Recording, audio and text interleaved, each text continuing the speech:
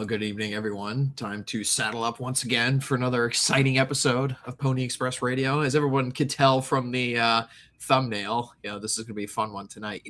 I'm constantly talking about on the show. It's like, we talk like a few days beforehand. It's like, oh, what are we going to talk about this week? And then all of a sudden, like the day of, we get like some ridiculousness that comes up. It's like, okay, well, I guess we got to put that in the thumbnail and we got to start. So, yeah.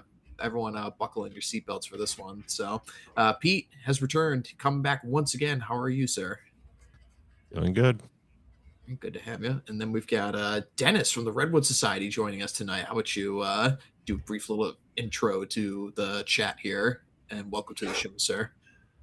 Thanks for having me. I was inspired by my good friend in New York to jump up and step up and take some time on here. So excited to do it. I'm vice president of the Redwood Society out in California, and living in the belly of the beast and ready to talk some slop. Talk some slop, indeed. We will get to in a literal sense today because we're going to be talking about fucking burritos of all things. But thank you for joining us. Yeah, we're always happy to have on fellow members of various chapters of the OGC to come and join me and Pete on the show. We always have a good time. All right. Before we get into the stories of the evening, as usual, we must get through our list of sponsors and friends. So at the start, of course, we are in August. White Boy Summer is going to, be drawing to a close faster than you think pretty soon. But White Boy Winter will be on the horizon before anyone knows it. So you guys need to be in tip-top shape. And the best way to do that is to head on over to Axios Remote Fitness and Coaching, where they will whip you into shape. So head on over there. While you guys are at it, you need your caffeine fix from Fox & Sons Coffee. Link is in the description for all of you caffeine enjoyers out there.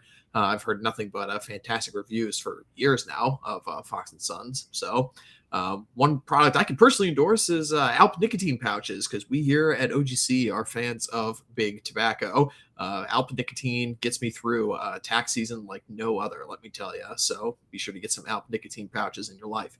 While you guys are at it, you must head on over to MS Vendrillo. And this is actually a special occasion because there is actually a summer sale going on MS Vendrillo right now. Certain items are 50% off for the summer sale, so not too many people are buying suits and whatnot during the summer season. So it's a good time to stock up on some nice formal wear. And I tell you, you can always tell whenever you go to any OGC event who is wearing an MS Vendrillo suit and who is not. I myself had fitted for one. I had occasion to wear my blazer this past weekend.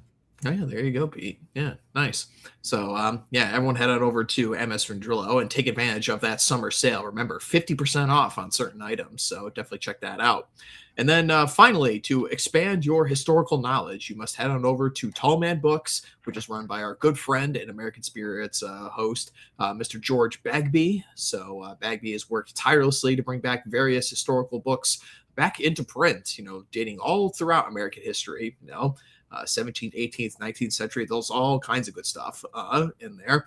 So be sure to head on over and give some love and patronage to our good friend, Mr. George Bagby. Truly one of the most gifted men in our entire space, I must say.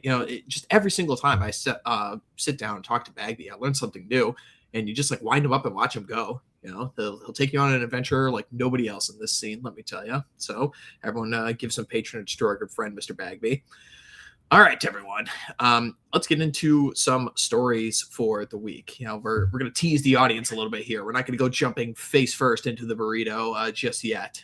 We'll get there. But first, I wanted to check in on somebody in the administration who we actually haven't talked about for quite some time on this show. But somebody, when it was first announced that he was going to be part of the Trump coalition for 2024, I was like, okay, I like this guy. He's got some, not so great opinions on economics and on the race issue, especially. But, the one issue that he is just fantastic on and really is something that should be focused on more in American life is the fact that, Americans just aren't very healthy, whether it relates to our food, whether it relates to how everybody is on some kind of substance, SSRIs, drugs, drug overdoses are out of control, the vaccine schedule. So, and of course, this person is none other than RFK. So when this guy isn't posting on Twitter various videos and photos of the last 40 years of his life, traveling around the world, picking up venomous snakes and going towards rotting whale carcasses and wrestling bears and what have you, his Twitter is just very, very interesting in that regard. It's just like a whole hodgepodge of, oh yeah, here's me in 1996 in Tanzania and riding a wildebeest. It's pretty much like his Twitter account. Very, very bizarre. And before we get into this, I do have to say people should really go listen to Timeline Earth, because Bird does an amazing impression of RFK and had me like rolling on the ground laughing when we were recording last week. So everyone should be listening to Timeline Earth, the #1 men in news. But let's hear what RFK has to say on this one. Give us disease that almost certainly came from these experiments that is now devastating our country. RSV that came from a laboratory, which is now the biggest killer of children in our country. And of course, the COVID-19 pandemic, which was a trauma for the whole globe. And all of those have been linked credibly to gain-of-function research. So it's something that with enormous cost and no proven benefits. So basically what RFK is saying here in this clip is that as the health secretary, he is suspending all funding of gain-of-function research. And he actually said the interesting part in this clip, which has been like, what is this? Like list number 250 now of various like alleged right-wing conspiracy theories that has now been proven true, where he just says in the front of this clip, oh yeah, guys, well, Lyme disease is a result of gain-of-function research, and yeah, it probably came from a lab, and now it's all over the country. It's like, okay, chalking another one on the list once again of things that we were right about. So these ticks are now spreading all over the country, spreading various diseases. It's like, oh yeah, well, of course they came from a lab. It's like, gee, thanks guys. So, I mean, it's just so frustrating that, well, nobody will ever be punished for this kind of stuff. Is the thing we were talking about with Fauci last week on the show.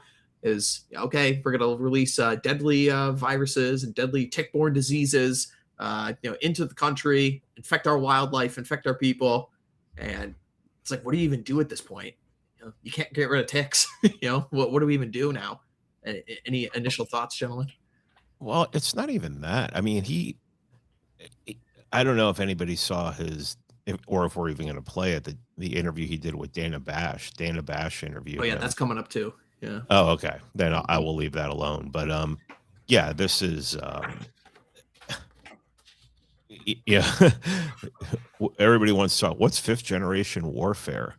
I mean, it seems to be biological at this point.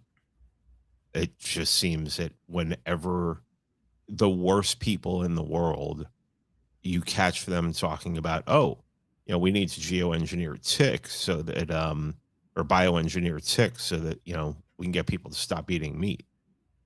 And well, we have this over and over again. And a saying that Thomas says all the time comes to mind, but I won't say it on the stream. So I think we know which one I'm talking about. Yeah, indeed. Why don't we actually play that Dana Bash clip really quick, and then we'll get into the rest of the commentary here. Yeah. So in addition to Secretary Kennedy going on Fox News talking about this gain-of-function research suspending funding for it, of course CNN is going to take the line like, oh my God, you're canceling this funding, millions will die or what have you, and talking about how Lyme disease was created in a lab. We're going to have him go on here and bring up again COVID-19, which we were talking about this last week with Fauci and everything. It's just seems like a fever dream at this point. It's like I was there again, Dolph. I was there 3,000 years ago during COVID, but let's hear what Mr. Kennedy has to say. Your job is telling the truth to the American people. I see my job as telling the truth, and the truth is that there is study after study after study. It's one of the most studied things out there in science. You're repeating and it it like a parrot. You're repeating it like a parrot. I've actually read the science. You don't want to come back here and debate the science. I'm not debating this with you. Of course you won't. No, because I'm not debating. All you know how to do is repeat things that people told you and say, trust the experts. That's what you did during COVID. Now we know that Anthony Fauci, who was the expert, was lying about everything, about masks, about social distancing, about natural immunity, about the transmission from the vaccine, about the source of COVID. He was lying, and you were punishing people for not trusting the experts. And now you're rolling out the experts again to talk about something that you have no personal knowledge of. Okay, well, guess what?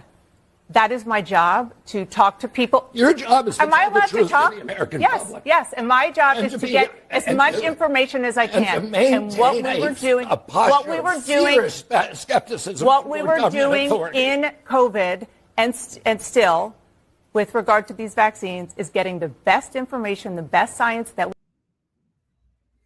Just shameless, just absolute shameless from these journos. Again, you know, we say this all the time, but it bears repeating every time we talk about these people. Is that you think you hate journos enough, you never do. Okay, sprinkle some more hate on there because they deserve it in every way. And you know what? Kudos for Secretary Kennedy here, handling this woman how she should be handled. You know, but just complete and utter contempt. You know, it's just so funny. I think what was this? Was it a Plato quote? When he was saying that if you don't participate in politics, you'll be ruled by your inferiors. It's like, does anyone really think that Dana Bash is superior to us in any way?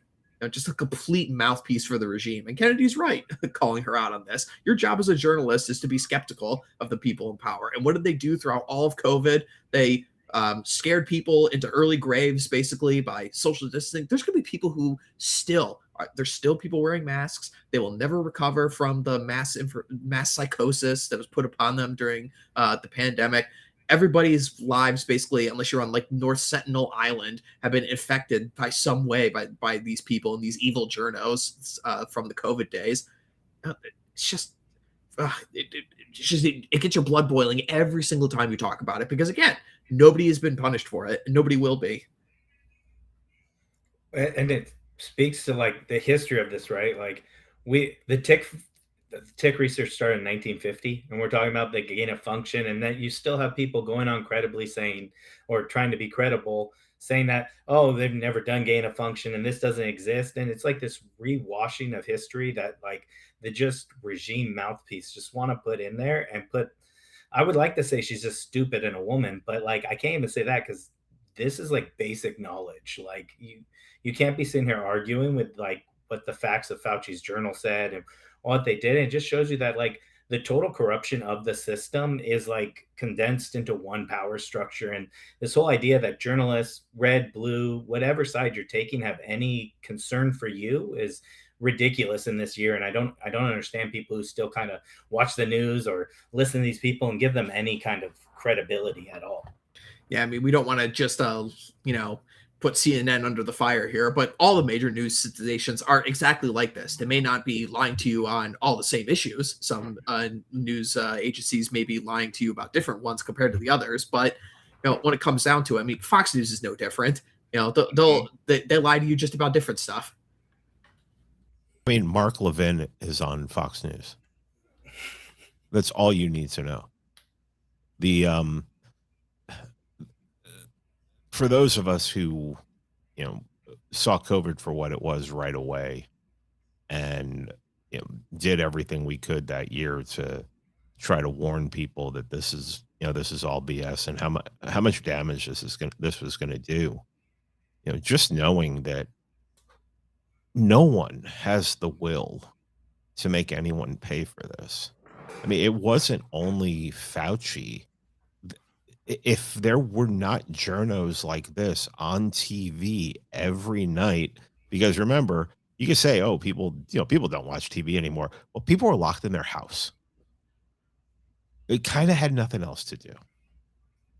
So they're watching this and they're just being told over and over again. I mean, does anybody remember leave your groceries outside for like 2 days and then wash them before you bring them in? The fact that no one is going to in this lifetime get punished for this is, I mean, that's blackpilling. Me pointing it out isn't blackpilling.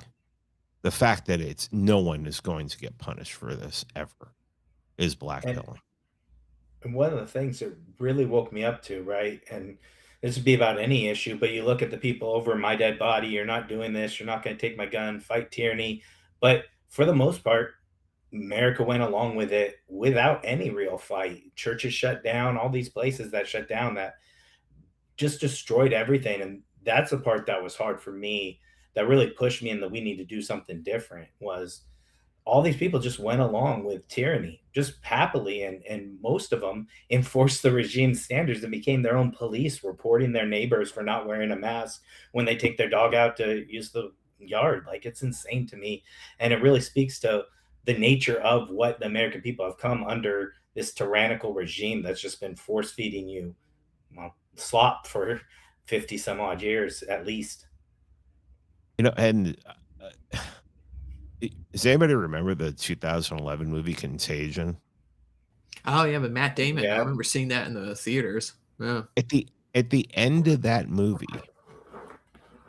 Sanjay Street Shitter Gupta appears as himself and says, well, what we really are encouraging people to do right now is social distance.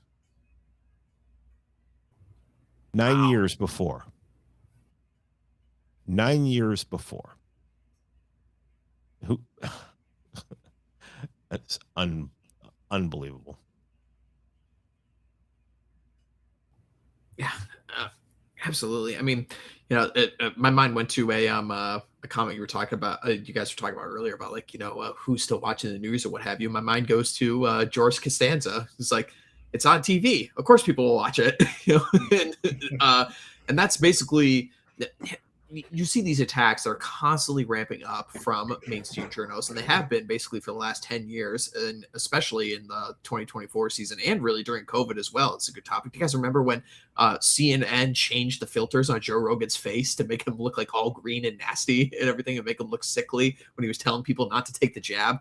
These people just have no shame whatsoever. But the point about that too is, like, you're constantly getting these ramped up attacks about the dangerous rhetoric of podcasters or people online, or like Tucker Carlson is a podcaster. You constantly see this thrown out there and everything. But like, the people who are actually in the podcast or seeing the online, I mean, even people like us on this show right here, it's like, we're not getting any viewers for free. We're not getting any, people who just like are ambiently switching channels or what have you. Like, we've had to earn, like, every single person who's come here to this show to listen to this show. Tucker Carlson has had to earn the views of every person who watches the show.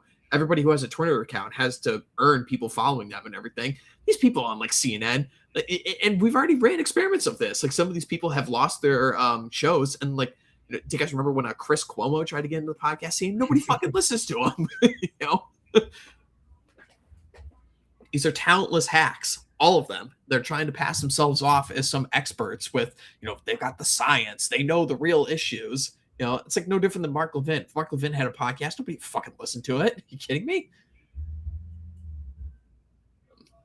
The only audience he has now is boomers watching him on Fox News, because, I mean, that's what's on. Yeah. Well, it's what boomers watch. Mm. You go to a boomer's. I'd be willing to bet that if you just randomly chose, in a red area, like 20 boomer houses, 15 to 16 of them, if you just showed up, Fox News would be on. Yeah. Yeah. Very true. Very true. That's why every boomer in the country knows that Iran has been at war with us for 47 years.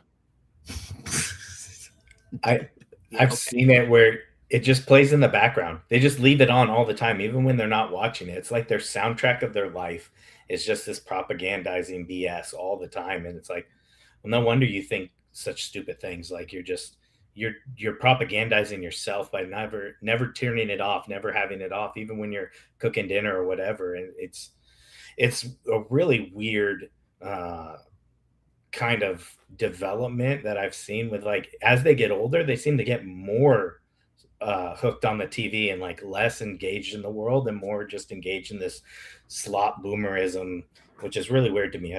I would think it would go opposite when you get older, but I think it's, well, it convinces them that they're informed. Yeah, that's very true. Yeah. Mm-hmm. I think one of the most positive developments I ever had in my life was I stopped watching TV, across the entire board. Like, don't watch any of the streaming services. Never watch, like, the slop that Critical Drinker or somebody is always complaining about right now. It's like Wokeified or something like that. I haven't watched any, like, new TV series or anything on TV like coming up on, like, 7 or 8 years at this point.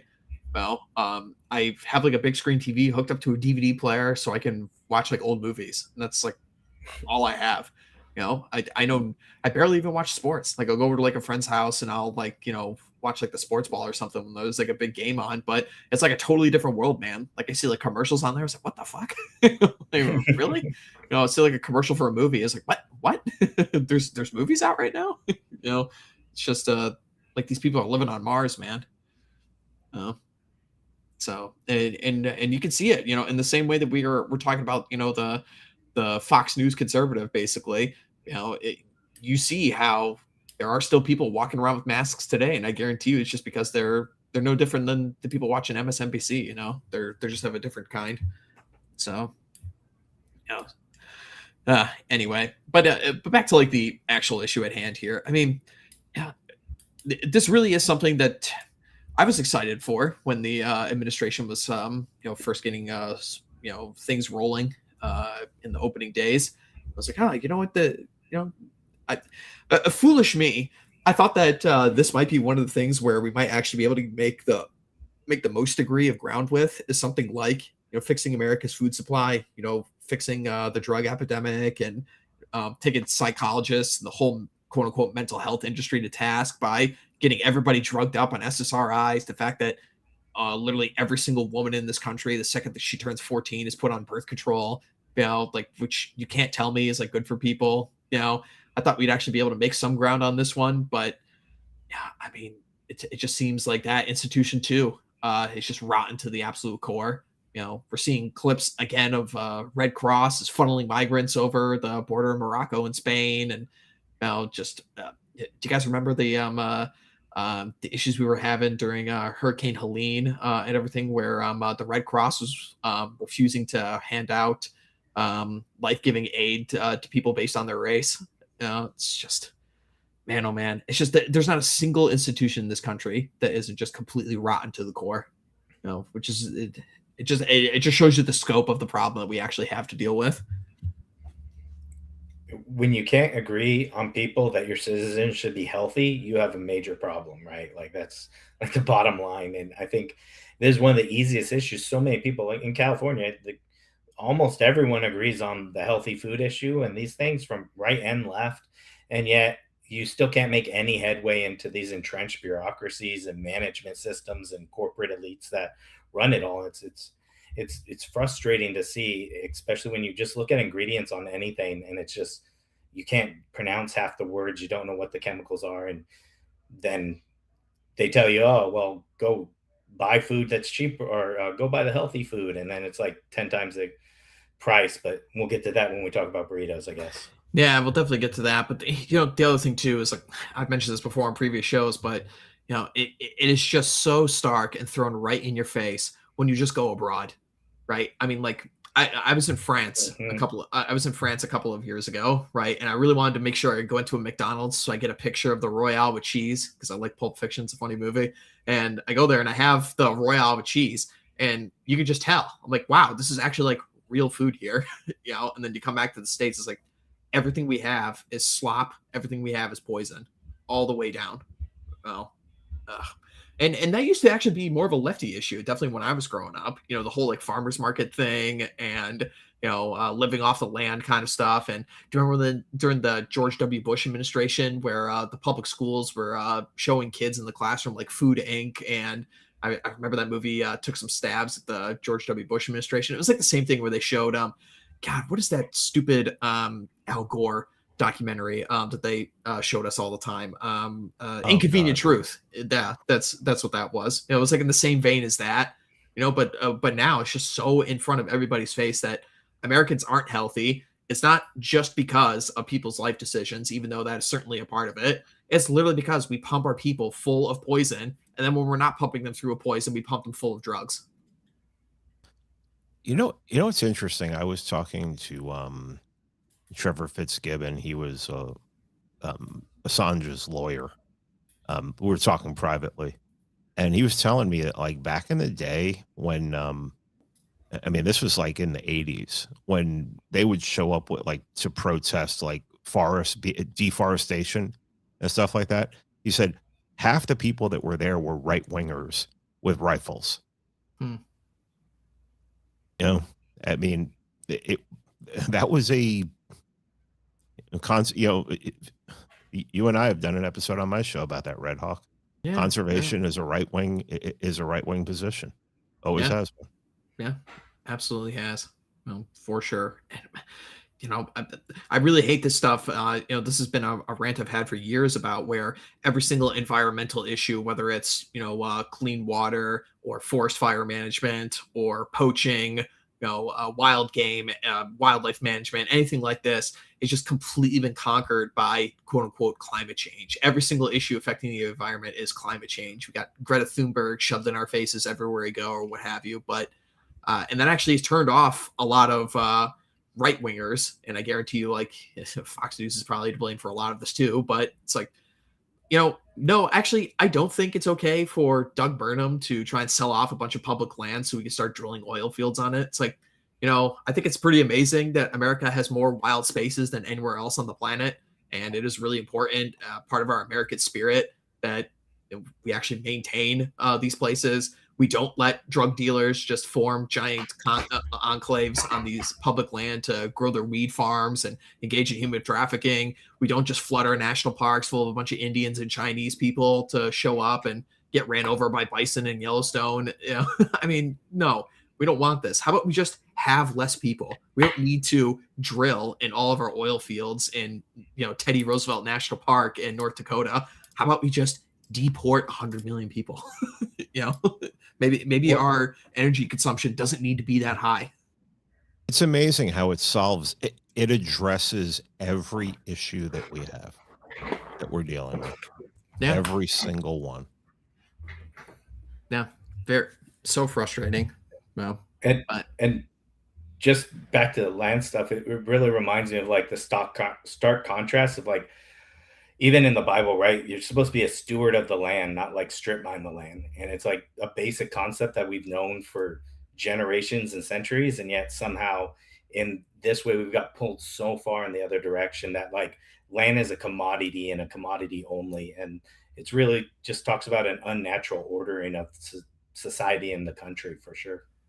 Yeah. I mean, again, like this is why, we're going to have this discussion too when we get into the burrito discussion here in a second, but this just obsession all the time with money and materialism and the GDP and the stock market and capitalism and all this stuff has just infected people's brains like a mind virus and a brain worm, is that we just see everything in dollars and cents. The actual material well-being and the spiritual well-being of people in the country is based off of how good the stock market is doing today or how great the GDP is or something like this, and it's just, it kind of just, it really just makes you sick really thinking about it when you put it in these terms. It's like, oh, like I see the slopes of Yosemite National Park where John Muir stood, in this very famous photo and be like, oh, do you know what this needs? More Somali immigrants to increase the GDP.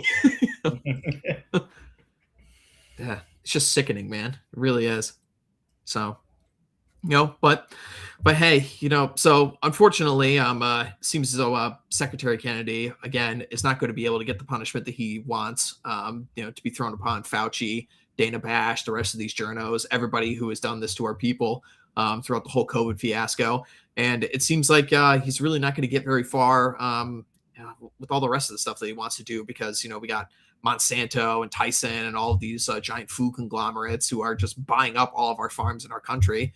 And this is like another big issue too, because, farming in the United States is heavily subsidized, and you definitely are going to run into a huge problem if you get into a situation where you want to downsize this thing, where we want to actually get back to growing real food instead of this highly processed slop. Well, if these subsidies go away, then that pretty much means that all of like the small farmers are basically going to get bought up by these giant conglomerates again too. So, it's a really, really tough issue. And all this can be fixed, guys, just by voting a little bit harder. Okay. So, well, we'll definitely get into that too when we get into a separate topic here, but I don't want to just be a Debbie Downer on everything. I do have an interesting story that just came across my desk today. So a ruling that we have on the NFA, National Firearms Act. So this is kind of cool, guys. So take a look at this. A federal judge has ruled that the major portions of the National Firearms Act are unconstitutional after Congress eliminated certain taxes on suppressors, short-barreled rifles, short-barreled shotguns, and other covered firearms. So, yeah, I mean, Did I read Go ahead, this Pete. correctly that it's only for GOA members at this point? But you're also at this point, what store is going to take the chance? I mean, this still has a long way to go, but I mean, we shouldn't have an NFA. I mean, it's just Yeah. it doesn't make any sense. It was, I mean, the whole suppressor thing was people back in the early 20th century were using them to hunt and basically like just eliminate whole populations of animal from certain areas, and so they made it prohibitively expensive. I think $200 back then, would be what today? I mean, talk thousands of dollars. So I mean, this is just something that was used as a bludgeon against gun owners. I mean, what is the difference between a 16-inch barrel and an 11.5-inch barrel? I mean, what, 4.5 inches? I mean, come on. Well, what's the difference? And and all of us who have 11.5-inch barrels put a 5-inch suppressor on it, so it immediately goes up to 16 again. So it's like, come on. Yeah, It makes no sense whatsoever. Yeah, you go to any gun range or gun shop in the United States, and are bound to run into a conversation. You can overhear it where somebody's talking about the absurd regulations of what classifies as a short-barreled rifle and what doesn't. It's ridiculous. We all know this is nonsense. Okay, anybody who knows anything basically about guns goes to any gun shop and asks the question. People are gonna be like, "Oh, well, this is just ridiculous. You mean to tell me this is classified as a rifle and this isn't classified as a rifle, even though the actual guns themselves are the same length front to back or what have you?" It's always been nonsensical. It's always been ridiculous. And as it relates to the suppressor thing, right? I mean, like, I've done hunting with suppressors recently. It's still way loud enough to be recognized as a gunshot, and game are still going to be running for the hills. I mean, it just saves your ears. That's all this is. People have watched way too many Hollywood movies and played way too many video games. Of you like sneaking up on somebody, shooting a guy with a suppressor in the head, and then like a guy 6.5 feet to his right doesn't hear the shot. It's like, come on, dude. Like, what are we talking about here? This is just Hollywood magic. Spinning over into real life. So yeah, I mean, it's nice. This is like one of the few victories the right actually has had definitely throughout the course of my lifetime. I mean, I think the amount of states that accept like reciprocity for concealed carry is in like the low 40s at this point, if not the high 30s. So, most states you can go to in the country, you get your CPL in one state and the rest of the states are going to recognize it. So, I mean, this actually has been a win for the right throughout my lifetime as gun rights are expanding. You don't even really see Democrat politicians even talking about this anymore. It kind of seems like a dead issue on that end. I think the last president I really heard, or the last candidate I heard who really made a big stink out of this was that Beto O'Rourke guy down in Texas. But that was like that's gotta be like almost 10 years ago now. What was that, like 2018 or something? So I mean, yeah, no one, like, we had that shooting. There was a shooting in Twin Falls, Idaho this past weekend, and nobody's making a stink out of that, probably because it was white people who were getting killed. But you and I have been shooting together, Ed. I mean, it's what America is. Yeah. Going out into the woods and firing shots downrange. And suppressors just make it. The way I look at it is, with a suppressor, I can shoot longer because the energy and the muzzle blast. I mean, it takes a toll on you after a while. I heard Clay Martin was talking the other day with Stormy about how, like, when you're doing like long range shooting with like a high powered rifle, after about 70 rounds in a day, you're done. You can't even aim anymore. It takes a toll on you. But I mean, shooting suppressed, I can shoot for hours. as we proved. Yeah, exactly. So I mean, like, it's so crazy too, because like what is this going to like increase crime? Apparently, like people use suppressors or what have you. Like, do you know how difficult it is to carry a gun that has a suppressor on it? Like man, oh man, try like holstering or concealed carrying a weapon that's got a suppressor on it. Good luck, dude. No, I do not believe for a second that if we made these more accessible, the crime is going to have a huge uptick. There's just no way, man. And you know what? Here's the other thing too, is like I get turned off by going to indoor ranges. I refuse to go to them. Number one, because that's where all the FUDs go. But number two, it's like you get in a stall and a guy 2 stalls over is bringing like a 12 gauge with slugs, and like, okay, my ears are literally destroyed right now in this place. Like I feel the shockwave of you firing your gun, and like no, I'm not into this stuff, man. I'm gonna go shoot outside and outside only. At this point. So, hey, but bring on the suppressors, man. Have more people get them. And by the way, anyone in the chat who hasn't fired it before, I highly recommend it. Tons of fun. And now we allow somebody who lives in one of the worst places for to be a gun owner to comment whatever he wants. Go ahead, Dennis. Yeah. Yeah. So the whole off-roster thing and getting guns in California is crazy, right? But what's also ridiculous is the increase of gun laws and the defanging of civilians or taking away their weapons has just led to more crime and more people getting shot. And when you go to San Francisco or LA and you go in these big cities and you see the absolute like dystopia they become, it's like, oh yeah, they disarmed me, so I can do nothing about this. So I have to take it on. And, I never thought gun laws were anything but just trying to restrict it. But the more and more I see it in modern day, it's just like, oh, this was made so we couldn't fight back against this stuff. So we could defang it. Not that I'm saying anyone should do violence at all, ever. But you don't even have that option. And where states where you can open, where you have a lot easier laws to like conceal carry and stuff, you notice that when a shooter comes in and brings out a gun, they get a few shots off before they are pummeled with rounds themselves. And it would just makes logical sense.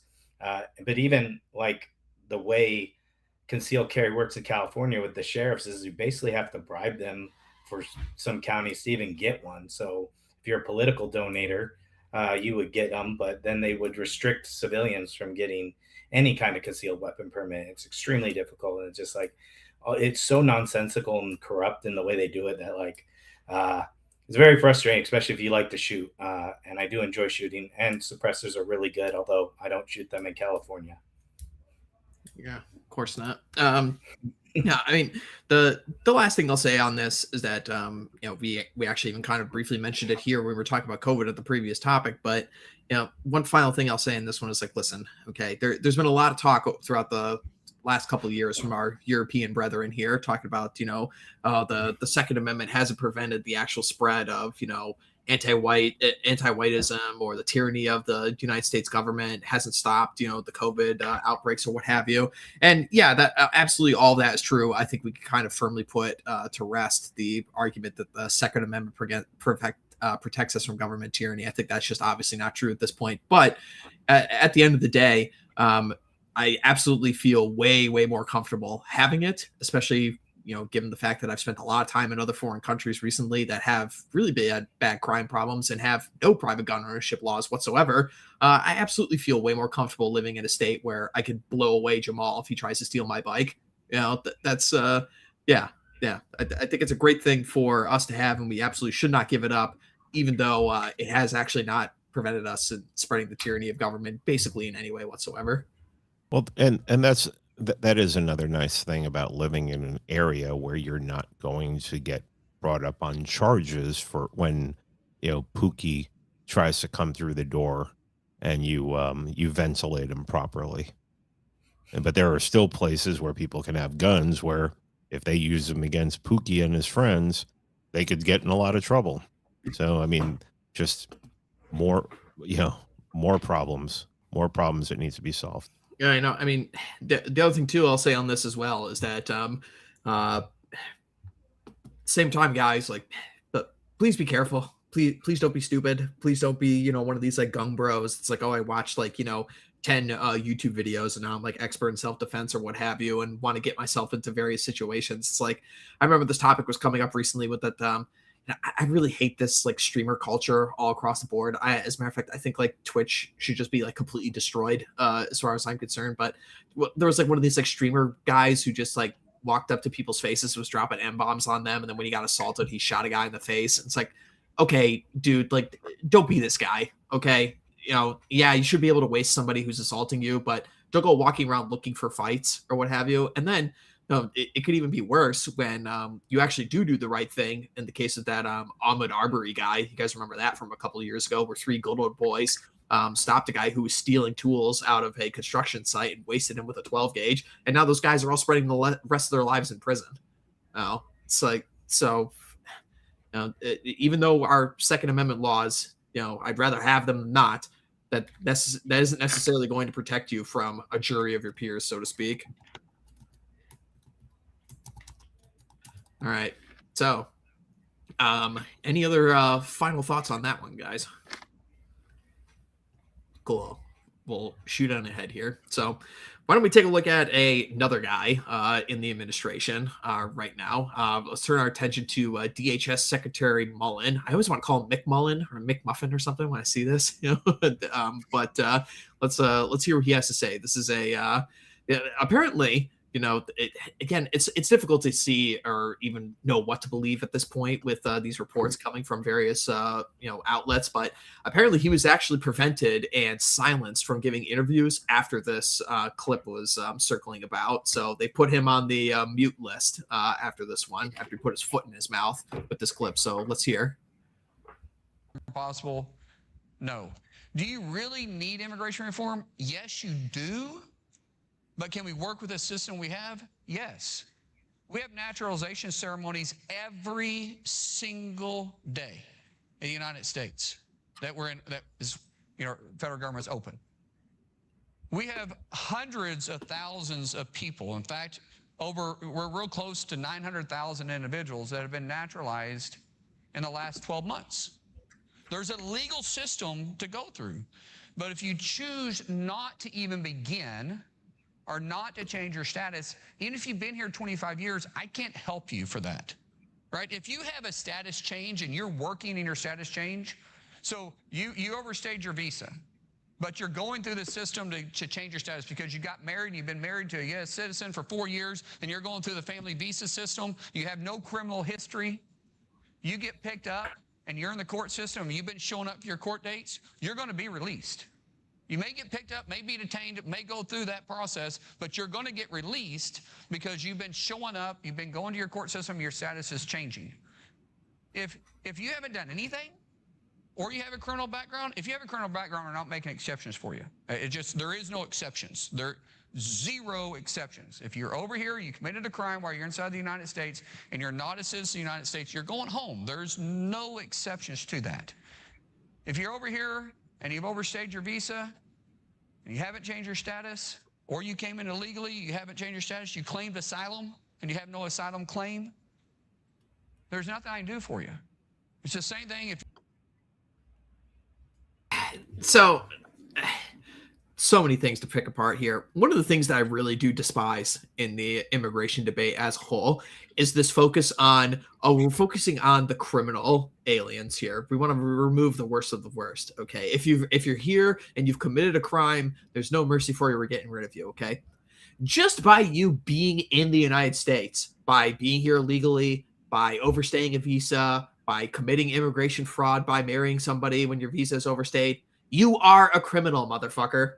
Stop making this ridiculous distinction between people. It's like every one of these people who are in this country is here illegally. You are in violation of a crime. Get rid of these people, okay? Stop splitting hairs and saying, oh, well, you know, if you have a parking ticket or something, that makes you a criminal. If you've been speeding or if you're caught with a drug possession or something, it's like, dude, I don't care if you've been here for 4 years. I don't care if you've been here for 5 years. I don't care if you've been here for 20 years and you've married somebody who's an American, okay? We've been talking about this for years on this show now with a myriad of issues, whether it relates to rising healthcare costs, whether it relates to the cost of everyday products because our country is just overflowing with so many people.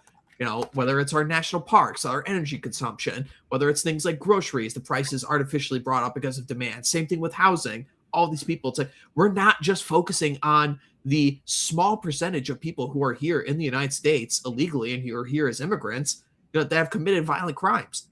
It's like, what is it, like 5% of people are like violent offenders, you know, or something like that? Maybe more, who knows? Like the numbers are so difficult to actually find as to how many people are here already. So yeah, that's the first thing I want to say about this. It's just I hate this fucking weasel word that people are always talking about. It's like, oh, we got to focus on the criminal aliens. It's like, no, how about we just get rid of all of them, dude? Get rid of literally all of them. Well, I mean, doesn't this 900,000 number he threw out there pretty much cancel out anything that we've heard about deportations? Yeah, I mean, No. that's the other thing too. You know, I mean, Yeah. I think it's like if we were charitable with the best interpretations and the best numbers that came out last year, is that they deported and removed 750,000 people, and then they said they doubled that number with people who left of their own accord. So it's like if we're being the most charitable, so they got rid of 1.5 million people last year, and you naturalized 900,000. So it's like, okay, so we're net down 400,000 since the beginning of the Trump administration. And how many people did Biden let in? Around 30 million that we know of. Well, here's another thing is, I spoke to Greg Bovino this weekend and we talked for a while. And he, not on the show, there's not an interview coming. This was a private conversation. All those people in the administration that you think are immigration hawks, they're not. They're politicians. They're actors. That's why he left, because he realized that none of these people are serious. All the names that the names, I'm not going to name check anyone for Bovino's sake, but all the names that you think, oh yeah, that guy's based on, nope, they're politicians. They're just saying what they think people need to hear. And are there people on the ground who want deportations and who are trying to do their best? Absolutely. But they're all getting, basically, every time they try to do something, someone steps in the way. I'm sorry. There's no plans to trust here. And I think what we said on our election night stream was all we wanted was deportations. That's it. And here we are.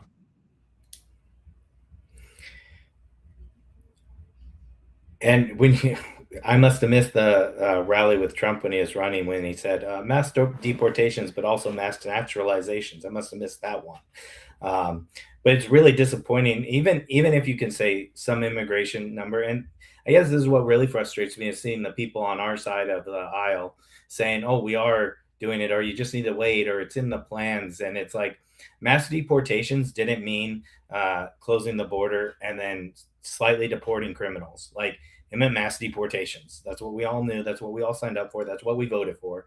And they keep getting the rug pull to have them change the way they report the numbers. So they're now including like self-deportations in the numbers and hiding what kind of numbers they're showing. It all speaks to like, it's just a con game. It always has been a con game. And it's going to keep playing it as long as people are still along to defend it. And that's what really gets me, is so many people are defending, no, you don't understand, mass deportations are coming. And I think at this point, we're not new in the administration. We've been here. If he had the political will, if the executive branch had the political will to do it, they would have done it. They didn't do it. And so thinking anything bigger is going to come in the future, I hope I'm wrong. But to me, it's like doubtful that that's going to happen. And you just got to realize that. Yeah, I mean, I think we said it at the time, and we were, yelled at and criticized and, screamed at from the rooftops by all manner of people when we had the very unpopular opinion shortly after the Minnesota showdown with the Antifa crowd, that this was a complete and total loss from the Trump administration. And I don't know how you could say anything other than that at this point. Okay. It's like the absolute peak and the absolute height of, the mass deportations was in the public eye. And they just took a complete backseat to it. And they basically capitulated in every way. We still have basically everybody who was out there protesting that, is still out there on the streets. We've learned from this that they have had internal memos and internal, like taps on the shoulder saying, hey, don't be so public with the deportations and tone them down a little bit. We still aren't getting the massive giant work raids that we actually really need to do. And, again, like, even if you weren't going to go about and like do the physical, okay, we're going to go knock on every single door in this country and we're going to remove people and fling them over the southern border on a trebuchet, right? Even if you weren't going to do that, you could do other things that we've talked about on the show where you just make it very, very difficult for these people to be here and just live an everyday life. English is the national language of the United States. We're not having other languages on any official documents or anything like this. We're cutting off all immigrants, illegal or legal or otherwise, all non-United States citizens, access to any government funding or spending whatsoever. No SNAP, no PPE loans, no mortgages, none of this shit. Okay, we could tax remittances. We could do all these kinds of things just to make it very unpleasant for people to be here. Okay, and they won't do it. And the chief reason why they won't do it is because they don't want the economy to crash. Well, they don't want people who are invested and keeping wages artificially low and housing artificially high and the stock market artificially high. No, there's just too many interests here to actually do what needs to be done to fix the country. So, again, for like basically, when it comes down to it all, like basically at the end, it's like, okay, so if we keep these numbers at pace, which I see no evidence to suggest that they're going to magically like ramp up after the midterms here or something. I don't think anybody is admitting at this point that the Republicans are going to somehow sweep and get into more positions of power than they are right now. I think at this point, everyone's just arguing over how bad it's going to be. So what, like at the end of the Trump administration, we're going to have a net, like 1 million people have left the country. It's like, we all know it's not enough, man. We all know it's not enough. And it's like, yeah, it's great that some people in ICE have gotten some training on the ground of what it's like to actually be part of some of these immigration and deportation raids. It's great that this issue has been in the national conversation more than it has been ever before, but this is just not enough. This is not what we wanted. This is not what we all know actually needs to be done to fix the situation. And we all know when the next Democrat comes back in charge, they're going to ramp it up even worse than when Biden did. And we just got that ridiculous ruling from the Supreme Court upholding birthright citizenship. So it's like, what are we doing here, man? What are we doing here? If there's one thing that I think this topic, especially for the people I talk to and the people really in support of it, one good thing to come out of it is I have a lot more people thinking, okay, no one's going to save us. No one's coming to save us. There is no Mecca super based Caesar coming to take over this country and make it right. And in the end, like, real power and politics plays out in the people. And if people aren't willing to take those actions and they're looking for someone else to save them, you're always going to kind of get this. So if there's one white pill I see, it's people being like, okay, no one's coming to save me. I have to save myself. I have to start doing stuff to make my community better. And if the more people we can get to do that, I think the better we can actually create change on the ground. Yeah, it won't be nationally fixing anything, but we can fix our communities. We can start pushing harder on the local areas where we can actually make effort. But that takes manpower, that takes organization. So if there's one good thing from all this, I think there's a lot of enthusiasm from guys on our side with this administration. And whether you want to blame Trump or not, I don't really care what you do. The results are the results. And so a political answer that's going to come in just winning an election seems more and more unrealistic to people, which I think ultimately is a good thing. Yeah, absolutely. Well, that for sure. I mean, people are looking for alternatives more than ever, and that means that people are getting involved on the ground. I mean, everyone should be joining an OGC chapter. Get with people in your local communities, man, because that really is where the future is going to be. This massive leviathan that is the United States government, is losing credibility by the day, and is very soon going to start losing functionality by the day as well. just given the caliber of people that they currently have running it. I mean, get active, fellas. Get active in your area. There really is no excuse at this point. I mean, one of the things that I've really realized more than anything else over the last couple of years is that we basically literally have to build everything ourselves. There is no like going in and taking over these legacy institutions or what have you, especially at the federal level. It just cannot be done. There is just this massive like rat's nest, Gordian knot that just needs a sword to come in and cut it. And that sword is just going to be a new institution, something new. It's like there's no reforming the FBI. There's no going in there and gutting it or removing these people and making it somewhat functional. It's like the FBI simply is going to have to be replaced with something. And, unfortunately, just like everything else, I mean, it requires hard work and it requires men to get together and form these new communities and these new organizations to eventually become something that will replace it. The system is complete. Trump was our best shot to reform the system from the inside. And I think you're very foolish if, you think like, or whatever our reservations are about JD Vance or anybody, it's like, he's clearly the best shot we have going into 2028. But I think you're very foolish to think that he's going to be able to go in there with the same kind of energy that Donald Trump had. I think that is rapidly waning, especially as Trump is, reaching the highest levels of unpopularity he's ever had with this Iran war stuff. And I think JD Vance's chances of being elected the next president of the United States are basically going down by the day because he's going to have to defend this record. They're going to stick it to him. They really are. It's like, oh, well, this was what Trump's record was in the last bit of years of his presidency. How do you defend that? And it's like, what does JD Vance do? Like go in there and say, oh, actually, this is, not what I was with the whole time. I wasn't down for this. And then it's like, well, you were on this podcast defending President Trump. Like I can see it now. I already am predicting what the debate stage is going to be like in 2 years. Oh. So I will suggest something for people to read. Václav Havel's The Power of the Powerless. This is where we're going. And it's something I read it for the first time like 6 years ago during COVID. And it may help give you some ideas. Just put it that way. Václav Havel, The Power of the Powerless. Definitely a great read. I gotta reread it. And if I could just hit on one thing you were saying, Red Hawk, when you're talking about building these institutions, and it sounds big, it sounds overwhelming, but like if you look at the history, the people we are, our ancestors and what they built, the hospitals weren't built by government. It was built by people. Orphanages, burying widows, fire departments, like all this infrastructure started when people got together and organized it and did things. And never underestimate what well-organized, smart, intelligent white men can put together and get going without any help at all. And it's just, we just have to stop believing in this myth that you need government to save you, because it won't.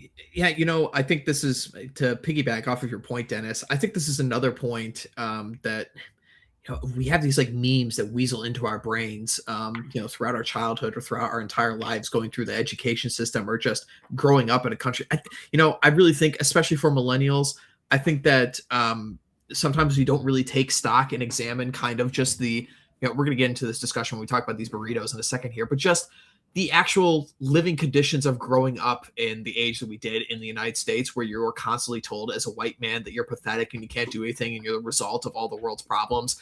I really do think that a lot of these memes weasel their way into our brains and lead us into inaction.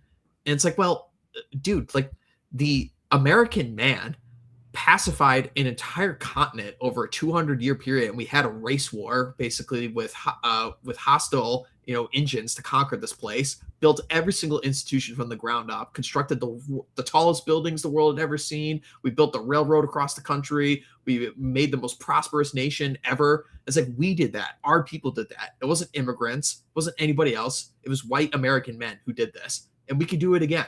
I'm constantly talking about this with people. It's like, listen here, like we are all we have. You listening to this show, us on this panel, men of the OGC, we are all we have. And fortunately for us, that's enough. Amen. So, All right. Okay, everybody in the chat, buckle up. You know, you came for your slop. You wanted your big story, you know, so here it is. We're going to serve it to you right on a Mexican platter. Okay, we got to discuss Burrito Gate here. You know, first of all, before we actually get into the nefarious characters here who have been pushing this stuff, I just want to say at the very front, this is just like politics 101 here. This is just terrible. You're going into midterms and you're trying to tell people that the affordability crisis isn't real, actually. And in fact, you guys are spoiled for expecting a country to have stable pricing. You know, it's like, this is just bad politics. This is just pathetic. This is fucking amateur hour here. It didn't work when Biden was in office and his press secretary, that fucking black chick, I forget her name or whatever, came up there and tried to claim that like eggs. Do you guys remember leading up to the election where Donald Trump actually had a press conference where he had an entire sprawl of groceries behind him at one of these press conferences? One of them was like a carton of eggs and had a sign over it. You know, it's like, we all know that prices are out of control in this country, and they have been literally since I've been born, basically. You know, the prices are just completely out of control. But, you know, and then we have the newest batch of economic data really related to the value of the United States dollar. And inflation is up 29% since 2020. It's just like, this isn't normal. This isn't normal, guys. Okay. You know, you're not supposed to live in a country where every 10 years your currency, is inflated away by, almost 1/3. This isn't normal. Okay. And I'm tired of people trying to tell me it's not. It's like, oh, well, you guys and your avocado toast and you guys, are ordering DoorDash and stuff. And that's why you can't afford a house. It's like, are you out of your fucking mind? How can you possibly spend like $400,000 of your lifetime, like ordering DoorDash? Like, there's just no way. There's absolutely no way that a human being could do this. And that's why they're not able to buy a home. Like, come on. And, the thing that I immediately thought when I saw Joel Berry, this tweet, I don't believe him. I think he's lying. Oh, yeah. Yeah. I mean, he's lying. He's not. In another tweet, he said, oh, yeah, we take beans and, we thicken up the meat by putting beans into it. Bullshit. You made enough money at the Jerusalem Bee, and now you're a producer for Jeremy Boring, who has tons of money. Fuck you. Stop fucking lying. This guy's just a born liar. This is ridiculous. Like, you can't even get like a $20 meal at like fucking Chick-fil-A for one guy. You mean to tell me that your family of, I think Joe Barry's got like 3 kids, or no, he's got a family of 8. He says it right here. So, a family of 8 for $20. Bull fucking shit, dude. Bullshit. Show me the receipts. There's no way. There's absolutely no way this is true. And I know this is true because, listen, okay, I'm a guy who's done intermittent fasting for going on 6 years at this point. I have one big meal a day and one tiny ass meal in the morning before, I go into the office. I have like a muffin in the morning and like a glass of milk, basically. And I have a huge meal at the end of the day. And I've been doing this for years, okay? And for me, one guy living on that, okay, I spend between like $80 and $140 a week on groceries, okay? That's just like me, one person, okay? I can't imagine what it was like. As a matter of fact, I can't imagine this. I was talking to a friend of ours today, Pete, who has a family of 7, okay? And he was talking about the budget that he sets aside for groceries for his family of 7 is $1,000 to $1,200 a month, okay? Yep. And if we are to do, basic, very, very basic stuff like Dave Ramsey, financial planning kind of deal here, okay? 10% of your budget is supposed to be for food and stuff like that, okay? So if we extrapolate, $1,000 or $1,200 a month, okay, and pull that out over an entire year, that means 10% of a 120 grand like income, okay, is going to food.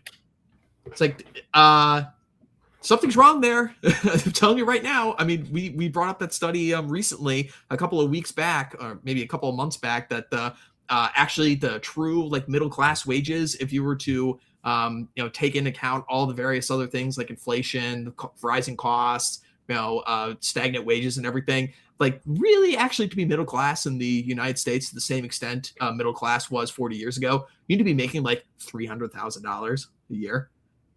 It's like this illusion of like, oh, you need to make 100K. That's firmly middle class. It's like, I don't believe you. I don't believe you at this point. Not at all. And you know, I agree with Pete. Joel's uh, insincere at the very least, right? And this came out with a bunch of different messages about the prices aren't really that high, right? So it seemed very coordinated to me that all my whole timeline filled with telling me I'm lazy and that's why my prices are high and not inflation. And if you're just looking at it from like, if this is how we're playing politics, like this is really bad politics, like you were saying in the beginning. Like I saw one guy, I'll leave him nameless, but y'all know the one-eyed bastard.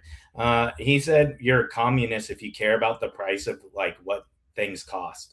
Like how ridiculous and like unaware are you of like an average person and what they live? Of course, the price of food, the price of gas, all these things, they impact your family, how you live, what you can do. And to like try to convince them that like no, the numbers you see aren't real actually, and it's actually just because you need to learn to live, you know, more economically is so disingenuous, but it's also terrible politics. Like you want people to vote for you, yet your solution to them is to shame them and tell them no, prices aren't high, you're delusional, and actually you're just a bad person, or you're, you know, irresponsible, and you young people need to pull yourselves up by the bootstraps. Like that never works on a political level if this is what I think it is, which is like coordinating messaging to try to defeat the narrative that prices have gone up for the midterms. And it's just poor politics, and it really makes you see how the regimist like politics are just, they're losing any kind of traction with any kind of normal person who's not just inculcated by their doctrine and Fox News and boomerism. It's like the stock market is reaching all-time highs with inflated dollars, so therefore there actually are no, you know, price increases at the grocery store, or there's no price increases in gas with this retarded war that we started for Israel. You know, one of the most major choke points in the entire world for oil hasn't had routine shipping through it in over 6 months now, and gas prices have gone up well over $1 everywhere across the country and are continuing to rise, mind you. Our strategic oil reserves are being depleted by the day just to prevent the absolute skyrocketing prices of oil and gasoline. You know, it's like eventually the chickens are going to come home to roost on that front too, and we can't really last much longer on that one. In addition to the fact that we're running low on stockpiles of long-range missiles, but you know, I don't want to turn this into Iran war discussion here. But yeah, this is just ridiculous, man. This is absolute clown world. That, you know, really what this is, okay, is that one of the other arguments that I really despise that older conservatives will throw against young people who, you know, it's just so ridiculous. Like for years, conservatives are talking about, you know, we need to get ways to appeal to young people. We need to get young people to appear at all these conservative events. All we have is a bunch of old heads here or what have you. And then you just like spit in their face when they bring up very real economic issues that they have, especially as it relates to young men for one big issue, which is courtship and finding a wife and finding families. Okay. Like when you prefer women in the workforce and women are now out earning men and women are the ones who are buying homes more than men. And we all know this just simply from like the dating markets and also how women are wired. It's like women aren't attracted to men who make less than them. Okay. So if you want to talk about family formation and people having kids and people going to church and all this stuff, it's like, don't like throw this shit in their face when it's obviously a very real problem for people. No. And you can just like show something in the most easy sense possible. Okay. I remember when I was in college and when I was in high school and all throughout growing up, what was the commercial on TV? $5 footlongs from Subway. Okay. What a fucking joke if you were to walk into that store now today. They're probably like $10, man. Absolute clown show, man. You're trying to tell me that things are cheaper. Yeah, we mostly eat at home. When I lived in Atlanta, I used to go to Steak Shack every once in a while. And I think the last time I went was like 2021. And it was like for a double burger and fries and the soda times 2, it was like $24. Just happened to stumble into a Steak Shack this past weekend. First time I've been in there a long time. That was $50. That's basically a fast food place. It's crazy. It was $50. How's a young man supposed to take a girl on a date? to a restaurant if he's paying $200 a pop every single date. It's like, come on. Well, you know what the cheapest restaurants around are? Actually, Mexican places and Chinese places. So basically, you have to you can't even go to an American restaurant, an American-owned restaurant. Well, here's the other thing too that is undercutting this whole thing. It's very interesting that the discussion is centered around burritos as opposed to burgers. It really just shows you, how how infested we are with immigrants. That this is the discussion that people are having, right? But the other thing too that is the specter over this whole discussion is that they're talking about like, oh, so you, young man growing up in America, the most prosperous nation in the history of the world, with the biggest military, with the most land, with the most natural resources, the people have worked the hardest to give all of this stuff so I could leave this country in a better place when I found it. You think you are entitled to go to a store and get a burrito that doesn't cost $20? What are you talking about? Of course the system's rigged against you, sir. That's called just life. That's called being a hard worker, pulling yourself up by your bootstraps, What do you think? Are you entitled to something? It's like, yes, I am entitled. I'm an American. I live in the greatest place in the history of the world. I shouldn't have to be forced to live in a hovel like the fucking immigrants that we import into this country from their shitholes. Okay? It's the same thing with our wages not increasing. Okay? They want us to accept living like slaves from the third world. They want us to work like Chinese in sweatshops for nothing. They want us to work like Mexicans. And then you wonder why everything goes to shit. You wonder why all the new housing is crap. You wonder why you go into a Home Depot and everything sucks. You wonder why all the products you buy are completely broken and shatter apart every 5 minutes. And again, this is one of the things I wanted to bring up when we were having this discussion earlier. It's like, so many people get caught up in, arguing over numbers on some of these issues, like things like, flat screen TVs and subscriptions to Netflix, and everybody has a computer in their house, and you guys have access to video games, everything like this. But just about like the overall degradation of growing up in the country that is infested with 100 million foreigners. Okay. It's like all of your public places have been taken from you. Okay. Basically, you can't go to a zoo. You can't go to an amusement park. You can't go to public places because there's some guy sitting around who's shooting up drugs. The crime is out of control. Everything smells like weed. Nobody speaks your language. You can't go out into the restaurants and the bars anymore because it's infested with, now, I mean, this is definitely a scene that this is definitely something we were picking up in the red pill scene, in the pickup artist scene, dating back to the mid 2010s, that women would stop going to nightclubs because they've been infested with Indians now. And they're off-putting. They just go up to them and just immediately start touching people. And it's like, okay, well, if the women aren't going to show up to the nightclubs, then of course the men aren't going to show up now too. So that whole industry is gone. It was completely nuked because of COVID. Everywhere we go, like the white man is public enemy number one. Everyone is given preferential hiring over you. Everyone's giving preferential loans. It's like just the actual, the just existing in the country is just so much more difficult than it used to be, for people who grew up in a high trust society. It gets to you. It's taxing. And I don't want to, make this into a, like one of these gay, like, therapy bro kind of things where it's like, oh man, woe is me kind of deal. But like, no, like seriously, the country is in a shittier place. Like both physically, actually just by trash on the street, but also just the miasma that's in the air, just going around places. Now, everything sucks. Everything's broken. There's no recourse on anything. You call up your internet provider and complain about the fact that you don't have access to high-speed internet in the middle of a downtown area in the United States, and you know that all the other companies are exactly the same. There's no point in switching. There's no point in complaining. There's no real, quote unquote free market capitalism going on here where there's competition for a reasonable good at a fair price. There's none of that anywhere. All the airlines are like this too. Like they all treat you like shit. They all make their seats way tinier so they can pack in more people. Everything is just shitified. And the part that really gets me is this sounds exactly like the same kind of nonsense coming out of the Great Reset. You'll eat your bugs and you'll like it. It's the same kind of way. You'll live in your shitty home. You won't afford food and you'll like it because we tell you that like, this is what you should live. And it's actually not anything against you. Joel Berry had another tweet, I think it was, about the system's not against you. It doesn't work this way and all this stuff. It's just this total like psyop every day to just make you accept less than what you're worth and what your country can be. And hopefully that these kind of things they're so clowny that people are picking up on, like, no, I don't have to accept this as the way we live. We're Americans. We are the city on the hill. So why don't we start acting like it and stop accepting table scraps from a regime that hates us? Yeah, Well, exactly. that tweet that Joel Berry put out was bad news. The system is rigged against you. It's rigged against everyone. It's called life. One of the people in one of the group chats I'm in said, just screenshot that. And every time he posts about Israel and something bad with Israel, oh, poor Israelis, just post that under it. Just post it. Hey, bad news, Israelis. System's rigged against you.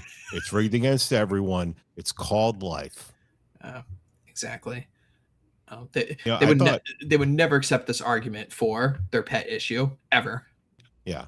I thought Roman Helmet guy, everybody who knows that account. Oh yeah, he's a good account. He's funny. Yeah, he had a good post today. He said, if I hear another boomer conservative bitching about Gen Z ordering DoorDash, I'm going to become a communist.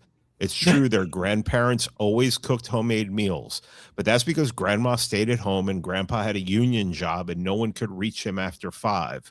They had a house with a full kitchen and 3 kids by 25. Meanwhile, half of Gen Z men are forced to compete with the entire population of South America for some 12-hour long shift HVAC job that barely pays the rent. They're 30 and no one cooks for them because they can't find any woman who'll marry them when they can't even afford a starter home in the ghetto. The other half of Gen Z men are busting their ass competing with the entire populations of India and China for some 70-hour-a-week PowerPoint job that asks them for updates on the slides at 3 a.m. They can't find anyone to cook for them either because every woman around them is convinced that being a mother and cooking for a man is beneath them because they're going to save the world when they become VP of marketing at Megacorp in 20 years. Banger tweet. It belongs in a museum. It's just these fucking people are, and my parents were boomers and I suffered their bullshit, my whole life. Same kind of bullshit. The kind of people who, they didn't do bad in life, but they didn't do good in life. And if you had bitched about a ton of stuff, but if you bitched about something, oh, look what we built. What'd you build? Shut up. I really hate this. Like, I don't know where this comes from. I really don't. Maybe somebody has written on this that I'm just not familiar with, but I do not understand where this comes from, where boomer conservatives are constantly in competition with their kids to see who had it worse. It's just, why? Like, how is this productive, man? It's like, there's a famous quote that, like, the old should only stick around long enough to assist the young. And the pyramid is just completely inverted in our society. And it was just shown in it was shown for everyone to see during COVID, where we shut down the entire world so people could live an extra couple months. And it's like, maybe we actually should have a healthy conversation about what it means to suffer, and what mortality is like, and what the afterlife is like, and what I'm leaving for the next generation. That's why, like, a person who should get nothing but praise in our scene is Johann Kurtz with this book. Fuck, why am I forgetting it right now? Leaving a Legacy. Yeah, that's the name of it. It's just, we just have such an unhealthy understanding of, getting into our next story right here about living historically. But that'll be a nice tie-in for what we're going to talk about next. But, does anybody else have anything to say on Burrito Gate here? I guess one final thing I'll say is that, we were talking about how I hope people aren't buying this argument. Well, guess what? None of them are. One person that I would recommend people listen to is my good friend Aaron Clary, who's been tracking this for a long time on his show. It's like the Gen Z laying down generation. And, kudos to them, honestly. Corporate America has been unacceptable for a very, very long time for people. And I forget who Burden did a show with not too long ago. I had to go back and figure out his name. Maybe somebody in the chat will know off the top of their head. But he did the show maybe like 3 months ago or what have you. And it really struck me when he was having this conversation with this guy who was about your age, Pete, maybe a little bit older or something, like a late Gen X guy maybe or something. I forget. But he was just like, no, I'm proud of Gen Z. corporate America sucked when I was in it. And I think it's interesting that these guys are trying to find alternatives. I wish I could have, when I was that age. And that's just such a rare thing to hear from people these days. It's like, yeah, corporate America sucks. We all know it. The HR regime that we live under fucking blows. It's not healthy for anybody. Okay. We should be looking for alternatives, and we should be changing the way that people are actually working in this country. Well, and it's actually the best time to do it. There's so many more options to break away from this normal corporate college route of like going through the system and just becoming a cog in the machine. And now with the internet, the way the thing's going, there are lots of opportunities to do this. I did it in my own life, which has been very helpful from getting out being a wage slave. And lots of people should be more focused on that, especially young men, on building that kind of sovereignty, because it's about the only way you can get any freedom left is to escape the machine that's trying to pump you out to be a good worker and under the 40-year-old lesbian HR manager who's going to govern every speech you make and anything you say. And so one thing I'll say is lots of people within the OGC are working on this very thing. So if you're interested in doing this stuff, get with a group of men, especially the OGC, and start figuring this out, because you can change your whole life if you can break out of the system as much as you can. Hell yeah. Join the 1099 master race, brothers. Do it. So, Pete, any final thoughts? Oh, nothing that won't get us shut down. Nice. All right. Well, we were touching on this. This is going to be our last story that we're talking about tonight, but we were touching on this with this story. But speaking of living historically, well, hey, good friend of the show, old Thomas 777, Thomas Sear, got a shout out on one of the largest podcasts in the world this week. Hey, why don't we show this clip real quick? For people to live historically, meaning to feel themselves as part of a chain of being that stretches back before they were born and will go on after they live, that is actually something that is very dangerous, and that is something to be broken down and destroyed. I'm writing a foreword for a book. I always tell people that you got to read everything. You got to read stuff even by people who, all your friends or maybe even you think of as, on the extreme side. I'm writing the foreword for a book on the Nuremberg system right now by an author, Thomas Sear. And it's, he rocks his leather jacket with Iron Cross, patches on it, walking around the streets of Chicago, right? So like most people would think, wow, that's an extreme dude. And he kind of is in certain ways, but he's a dude who wakes up with a book in his face, goes to sleep with a book in his face, and reads the entire time in between. He's a good writer and a good researcher and just a very smart guy. He's worth reading. He's one of those guys who would not have been available to any of us to read until very recently. It's one good thing that the internet has done. It's broken apart that medium. When you say the Nuremberg system, what does that mean? Yeah. So, it's always nice to see unreformable, and you have to get involved locally like this. It really just has to stress that it's really important to have good friends and to understand what loyalty actually is. We hear this discussion all the time. It's like, oh, well, you got to be loyal to Trump or what have you. You got to be loyal to the Republican Party or what have you. And it's like, dude, Donald Trump doesn't know my name. Donald Trump doesn't know my history, my wants and desires. We've never shook hands or what have you. And the other thing too is Thomas is my friend. Thomas and I disagree on all kinds of stuff, but I'm not going to go and chimp out over it or something like this. He's my friend. He's been there for me when things matter. That's what's actually important here, not these abstract terms when people try to graft loyalty onto something 10,000 miles away from you. Loyalty is the people you spend your time with.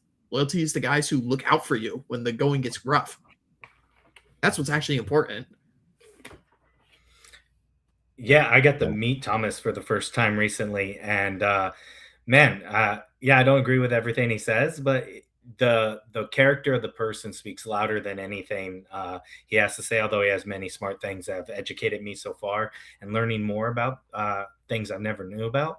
But it was good to see him get shout out, but it was also a healthy reminder that he was immediately attacked and then banned from X, which really just hit the nail on the head about exactly where the censorship regime really is. And, the minute he gets a shout out on the biggest podcast out there and has a chance to really blow up, he's immediately censored and shut down, which was really unfortunate to see. But I love Thomas. I think he's a great guy. And I'm honored that I got to meet with him, talk to him, and he's so down to earth. It's like one of those people you meet and you've been listening to his podcast for years, and you get to meet him in person. He's just a more amazing guy than you could ever imagine. So I was happy to see him get a shout out and get that recognition he sorely deserves.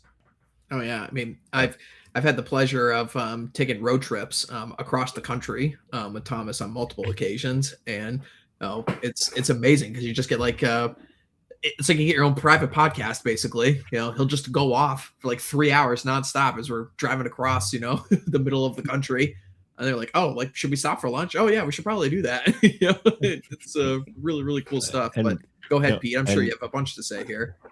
Yeah, and never forget that when Daryl appeared on an Inquisition episode, and what did he say his goal was? His goal was Tucker sends people to him, and he sends people to me and Thomas.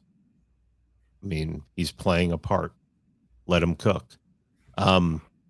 It was, one of the things I pointed out about the episode was when the inevitable Jew-spurging from the Jews and their Shabbos Goyim started about this, it was definitely to try to take your attention away from the rest of the episode. Because basically what Daryl did in that episode was he gave a very plain English, watered down version of the Nuremberg regime and living historically and the things that have been stolen from us, so that one group who gets to live historically because of World War II, I mean, they don't want you to listen to the rest of that episode because it explains how we got here. And, it's very important to understand how we got here, the implications of what the Nuremberg regime has done to us. And, I mean, I had never seen anyone,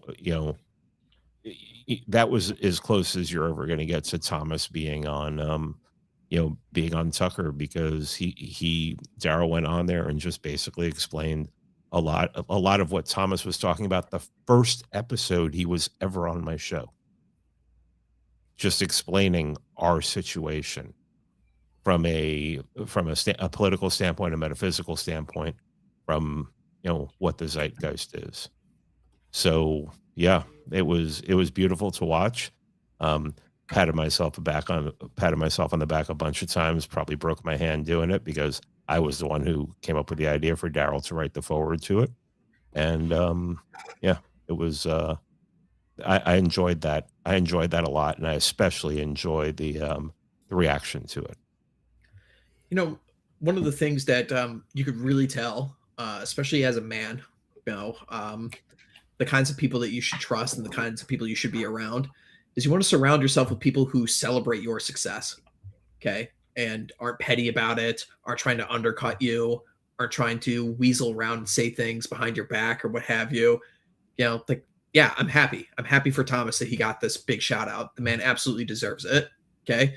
But the other thing I want to stress on this as well is that the reactions that I saw to people who really should know better, man. And I saw some extremely shameful, short-sighted behavior over the last couple of days from people who were, criticizing. People always do it. It seems like people just have a stick up their ass for Tucker Carlson and a hard-on for going after him, man. And I really just don't understand why. And it happens almost every single day now, where somebody takes a 45-second clip of a 2.5-hour Tucker Carlson episode, posts it all over Twitter to an audience of people who also didn't watch the episode at all. And do you know who did this all the time? Was the left. The left would do this all the time. They would take clips of people outside of context, try and get people canceled, try and get people censored, go after people like this. And I'm just sitting here, I'm like, these are two guys who are giving a shout out to one of my friends. this is good. This is a good thing. My friend is getting recognition that he deserves here. My the center of people who I care about, right? If we're talking about, Dunbar's number or what have you, it's like, yeah, Thomas is in that. It's very frustrating to me where people are getting into basically like the latest like Twitter craze or what have you, throwing people under the bus. They really should know better, man. It's very, very shameful behavior, getting trapped up into these Twitter arguments with people. And really, it was on display in this next thing that we're going to talk about right here, which was the stream that Tucker did yesterday, which, I got to say, I don't think a lot of people knew what this was actually going to be. We had this like announcement a couple days in advance, of what was going to actually be said in this episode that Tucker did yesterday. It's like people are saying, oh, he's going to announce a third party, and there was that picture that was going around of him and Thomas Massey and Marjorie Taylor Greene and a bunch of other people doing like a roundtable kind of deal. And Tucker basically just does a solo 90-minute broadcast yesterday listing out 10 things that Americans really should be aspiring to, what America really ought to be. And like, did really anybody disagree with any of these? It's like, okay, the first thing, America's system should be fair. The same rules that should apply to the presidents, federal agents, the elites class, such as Jeffrey Epstein, whose impunity Carlson cast as emblematic of an Epstein class enriching themselves through a corrupt system. Okay? I don't think anybody's going to disagree with that at all. It's obvious. It's part of the reason why we're here in the first place, is that we all know, like when Nancy Pelosi performs better on the stock market investing index than Warren Buffett, okay, we know that system isn't fair. Okay? We see it everywhere we go with Somalis frauding hundreds upon hundreds of millions, if not billions of dollars. No, we know that system's not fair. Okay. Moving on to the next thing. Sovereign. Carlson claimed Israel pushed the United States into the Iran war. Well, the Trump administration literally said that. So yes, through bribery or threat or both, most likely, while describing foreign lobbying, corporate control of government, and high interest debt as forms of slavery. Again, obviously true. Can't talk about usury because that pisses off a certain group of people, as we know. But yeah, does anyone really think that America as a country or the American people are sovereigns themselves? We just had this whole discussion about Burrito Gate here, about how a large class of conservative pundits don't give a shit at all for some of the people who are most active coming up in their base about the economic woes that they're facing. Yeah, nobody agrees that America is sovereign as such. Obviously something we should be behind. Productive. America should rebuild farming, manufacturing, and craftsmanship while rejecting an economy dominated by finance, real estate speculation, surveillance systems, and weapons. Again, obviously true. This is something we were talking about in the 2024 election cycle. The three things that the OGC was looking for most in that election cycle was mass deportations, no foreign wars, energy independence, and reshoring of America. Everybody knows we should be building things here. We talked about this with MAHA at the beginning of the episode about how America's food is poison, about how everybody's on drugs. Obviously something we should all get behind. Beautiful. Number 4. Carlson alleged that urban planners deliberately uglified American cities and portrayed brutalist architecture, graffiti, public drug use, and violent crime as deliberate attacks on the public. That's obviously true. We discussed 2 weeks ago on this show about flock cameras being put up everywhere, and actually crime is going up.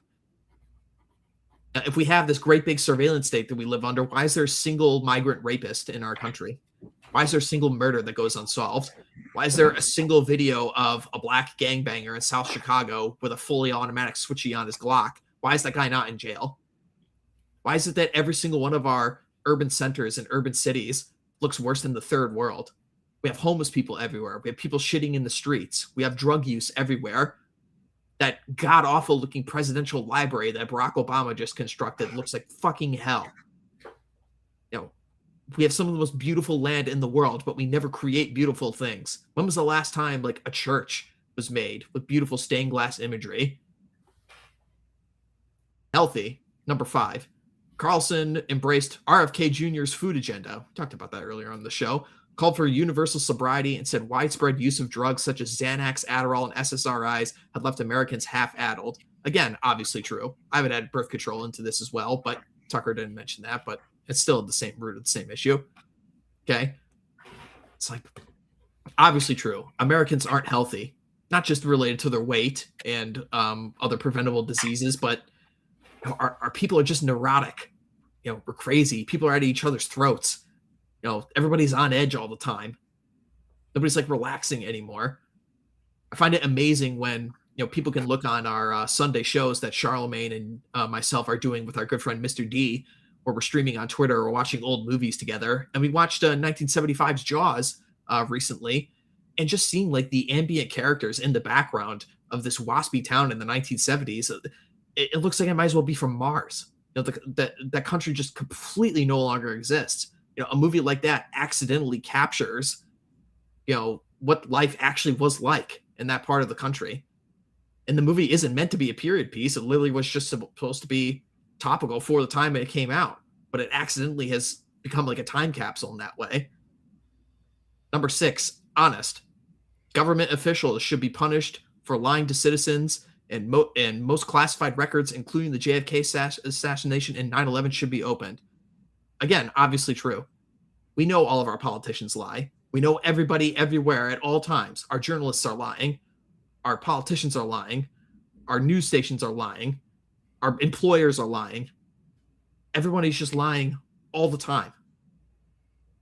Obviously not good for people, deep down into our core, into our soul. And I think the thing here that must be said the most is that, we're halfway through this list, and like, this is an adult conversation. This is a legit, discussion of not just the actual physical state of the United States, but the actual spiritual state of what has been done to us and what has happened to our country since the Nuremberg regime, and what has been done to us and what actually needs to be done to fix it.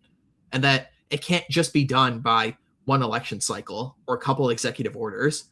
Our problems run so much deeper than that. We have to have a complete revival of the American soul that has been beaten down for such a long, long time. And that gets into this next point right here, number 7, optimistic. Carlson argued that having children is a biological imperative and the foundation of long-term thinking, while blaming aging and childless elites for policies that disregard future generations. I mean, again, we were just talking about this, in one of the other stories we talked about tonight with the Burrito Gate stuff here, is that, we're just going to toss aside legitimate concerns about rising education costs, rising costs of food, rising costs of housing, the degradation of the family, the degradation of the relationships between men and women. Now, is anybody really optimistic for the future? I mean, it seems to me like all the young people today are getting in on like cryptocurrency scams and stuff like this is the way to make it out of the rat race. That's not a sign of an optimistic people. Everyone's talking about sports betting, and all the ads you see are like for Calci. We're arresting special forces guys in the Venezuela raids because they made a $200,000 bet on a gambling site because even our guys who are in our military aren't being paid enough. The spirit of American people is really teetering on the edge of a knife. Number 8, wisdom. Schools should teach how the physical world actually works and what he called unchanging facts about human nature, including innate differences between men and women. He also mentioned race on there as well, rather than credentials, screens, and technological fads. Again, obviously true. We've covered it on this show dozens of times over the years of, Southside Chicago invests more money into the schooling system than entire states. We're going to give a laptop and an iPod or an iPad to every single kid. And what do? They just go and pawn it off on the street for a quick buck. Now, nobody is thinking to the long-term sustainability of this place. Nobody's thinking about the land. Nobody's thinking about the people. Nobody's thinking about what their actions actually have in the great chain of being. We have boomers that are spending their millions upon millions of dollars on cruises every single year. I see it every year in my tax office. Number 9, decent. The U.S. should apologize and pay restitution for killing non-combatants, reverse Trump's Department of War rebrand, and stop funding allies that commit what Carlson called genocide, citing Israel. Yeah, it's obviously true. I've talked about this on previous shows that, it's just not good for our soul. Say what you will about, like if you want to quote unquote take sides, in the Israel-Gaza conflict or what have you, that, both these people are bad because I don't want either of them in my country or whatever it is that you're going to say. I just don't think it's good for us as a people. It's not good for the human soul for my tax dollars to be spent on missiles that blow up small little girls in schools. It's just not good for us, no matter how you slice it. Well, and it's also look, white Europeans were never about slaughtering civilians. No, this is not how we do war. Does it happen? It happens. But that's not the goal. And it just goes to show exactly how Judaized we've become. If you're a person who's ever said, oh, just turn it into glass, just, kill them all, you've been Judaized.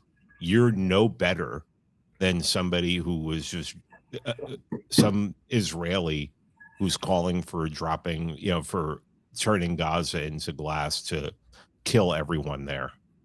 You've just been Judaized. You're not white anymore. You don't think like a white person anymore. This is never how white Christians have waged war. It's never how we've done things. No. This is like when people talk about all the time how they get you trapped into these various corruption rings at the highest level of government, like things with the Epstein stuff, or cults will do this behavior as well, where they get you to do something that is just so outside the norm or so evil or so norm breaking that they have you locked in for forever because now you're one of us. Now we've caught you. We've caught you getting a massage from a 16-year-old girl on a flight. We've got you locked in for forever. We've got you now blowing up a school and then double tapping it with a Tomahawk missile and murdering 35 young girls or whatever the number was. They make you become them, and that's how they get you. Well, number 10, United. Carlson called for halting immigration until the effects of AI become clearer, ending benefits for undocumented immigrants, and making English the sole language of federal documents and ballots. I mean, again, obviously all this is true. This was a conversation that was brought up recently when we celebrated the 250th anniversary of the United States, and people were contrasting that to the 200th anniversary of the United States, and just the countries are just complete night and day difference between each other. Now, 200, everybody was ecstatic. Everyone was happy. There were historical reenactments and plays and brigades and special events on TV. Whole celebrations across the entire country celebrating our heritage and what we are, because we are all one people, and we're not that anymore. And we could see that. We just had the primaries yesterday, and we saw that Abdul Al-Kaboom motherfucker win his primary in Michigan, for example. Does anyone think for a second that guy is American? No, of course not. Of course not. A guy who showed up 5 seconds ago who barely speaks the language wants to import more of his brethren that were also ended up here because we started another useless war for Israel, by the way. There's more Muslims in the United States after 9/11 than before. How could that ever happen? How could that ever be allowed to occur? We're reporting people in their millions here when we're getting threats from all of our dude bros, regardless if you think this is true or not, that AI is going to take over all of our white collar jobs, and we're still importing people. It's just common sense here. All 10 of these right here. And this is really what I wanted to get to at the end of this here, is that it really just is such shameful and deceitful behavior that I've seen from so many people over the last 24 hours since this came out, all basically for Twitter clicks on like podcasts where they get like 800 viewers a piece. Now, it's just mind-boggling to me that, you're going to lose your shit over something like this and make this about like, oh, starting a third party or something right here. It's like, that wasn't the topic of this episode literally at all. There wasn't even a message. There wasn't even the start of saying a third party anywhere in that episode. And to make that the summary of what this actually is, this adult conversation of what, 10 very basic points that Americans should be able to get behind, especially people on the right who want to actually fix this country, and not just in a sense of, numbers on a screen, but the actual everyday lived experience of what it is to be an American. It's just unbelievable how people are going out against this. I don't know. I've done a lot of ranting here and a lot of conversation here, gentlemen. I've been sucking up all the air, but I wanted to get that off my chest here. Any thoughts, gentlemen? Well, I think this it's Tucker's setting the narrative on a lot of these things, right, and setting downs, and I think this realignment of narrative to like a very basic, I think almost if you're not politically crazy and complete leftists, even people on who are more liberal can just look at this and agree with it, right? It's so much like what you talk to in politics. So when you're talking about bad politics with blaming people on burrito prices or whatever nonsense, and here's actual common sense talking points that are way more about what America needs and what Americans want, right? Instead of talking about all the nonsensical issues that always seem to be the discussions of election. And I actually, I really, I didn't expect anything from this. Tucker's not for us, like you guys have said many times. But I think this is a great podcast that I can send to anybody and just be like, listen to this and tell me it doesn't make sense. And any normie will say, like, yeah, this all kind of makes sense, even if they disagree with a point here or a point there. And I think reshaping the narrative to this and doing this in this way was actually a good way to like try to realign the narrative on what we should actually be talking about instead of being daily slaves to whatever slop gets pushed on the timeline each day and that driving the news cycle. So if it's effective, I hope it really works. And it's funny because a lot of the people who use the panikins or the black pillars see something like this and go on the timeline all crazy and ignore what the actual point was and just make it out to whatever they need to be, which is really like trying to create panic over nothing. And that's what they're doing here. And it's so disingenuous. And it's like, actually, all this is really good. And more Americans should hear this than 99% of the stuff they're listening to. Look, 80 to 90% of this could be anything Trump ran on. 80 to 90% of it. But what's happened? He's turned his back on much of it, and he's concentrated more on two, Israel and Iran. And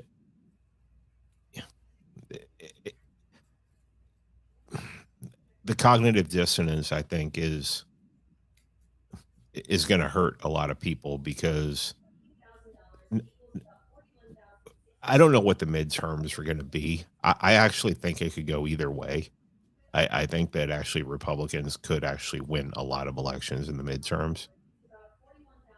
But I mean, if the first 2 years when you have both houses and you're not doing things that you were elected to do, why should we expect any different in the last 2 years? And then 2028 is, up in the air, and, someone please name me something that Trump has done since he's been in office that can't be reversed by a Democratic president in 2028, 2029. Nothing. It's all been through the stroke of a pen. So, I mean, that's, some people call that blackpilling only because they are relying completely on Trump to destroy their enemies for them, save them. And this club was created in a Biden presidency because we knew that the system was broken. The fact that anyone associated with the club or, that's in our sphere changed their mind about the system being broken because Donald Trump got reelected really makes me question what was their purpose for joining in the first place when you were just going to abandon the mission because somebody got elected who said they were going to do something which they're obviously not.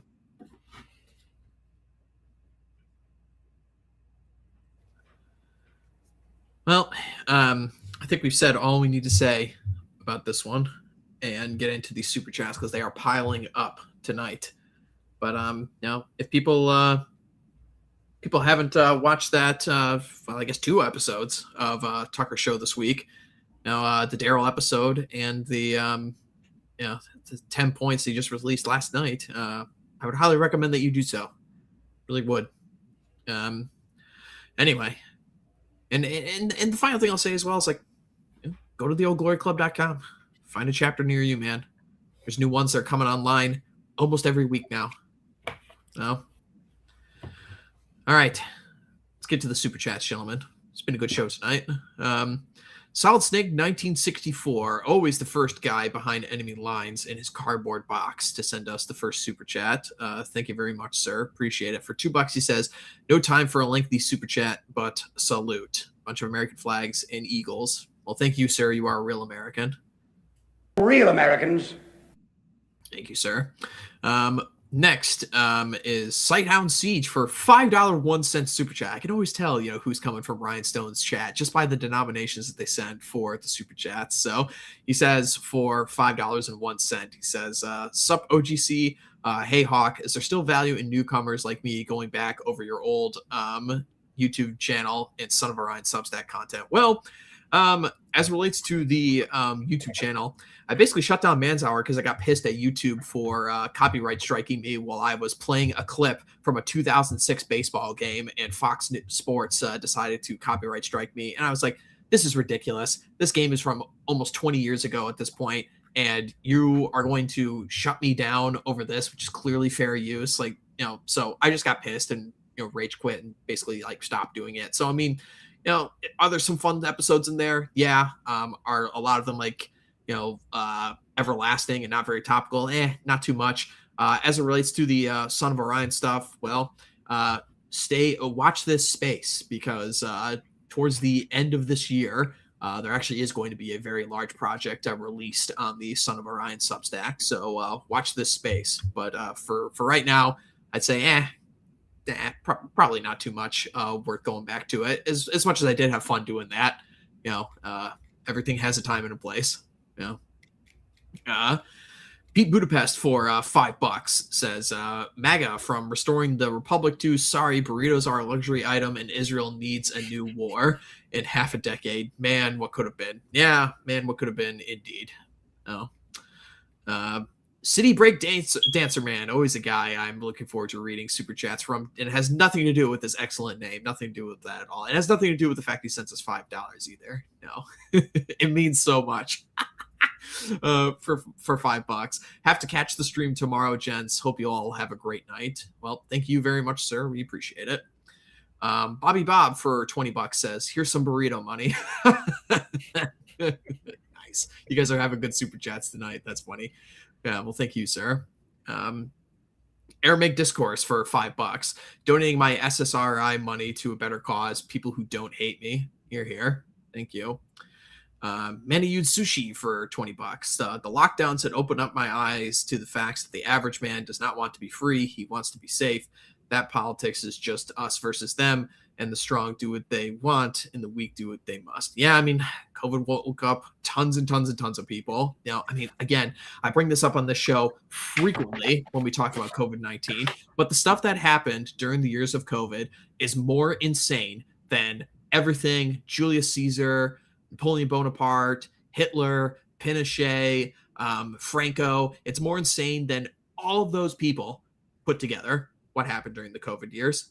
Don't let people tell you that, you're looking for ridiculous solutions or what have you. It's like, dude, I lived through COVID. We literally stopped the world over a cold that was manufactured in a lab, partially paid for with American tax dollars, and nobody got punished for it. People were told to leave their dying loved ones over nothing. Couldn't have funerals. People are mentally broken psychotically. People lost their jobs that they'll never get back, lost marriages, friendships, families. Almost everybody in the entire world was affected by this in some way. Insane. Complete insanity. Adrian Shepard for $2 says, hail the Redwood Society and hail the OGC. Salute. Well, thank you, sir. You are a real American. Real Americans. Yeah, and hail the Redwood Society, eh, Dennis? You got some supporters in the chat tonight. Appreciate it. Yeah, always happy to have fellow OGC brethren on the show.